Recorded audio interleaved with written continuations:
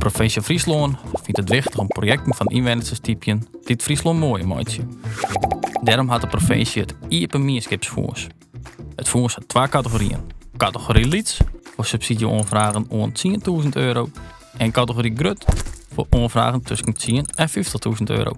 Het subsidiepercentage is 30%. Dat houdt in dat je maximaal 30% van je projectkosten subsidieerd krijgen kunnen uit het IEP-meerskipsfonds. Alle jaren binnen de 2 periodes waarin je een aanvraag indienen kan. Aanvragen kunnen indienen worden door verenigingen, stichtingen en groepen van 5 personen. Elke regio had een eigen projectadviseur. Wij rieden hem aan om gebruik te maken van de kennis van de projectadviseur.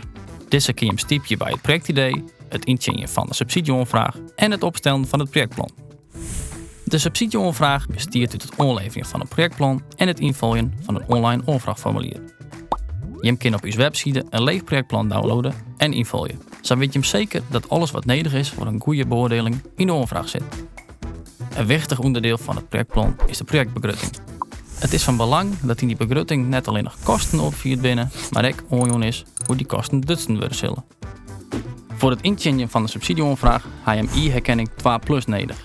Of jouw eigen digité met een machtigingsformulier van jouw bestuursgenoten. Lever je met lauwer in op papier?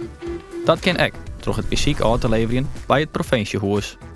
Na het sluiten van de e-bestellingsperiode beoordeelt een adviescommissie de subsidieaanvragen. De adviescommissie bestaat uit een groep onafhankelijke inwoners uit je regio.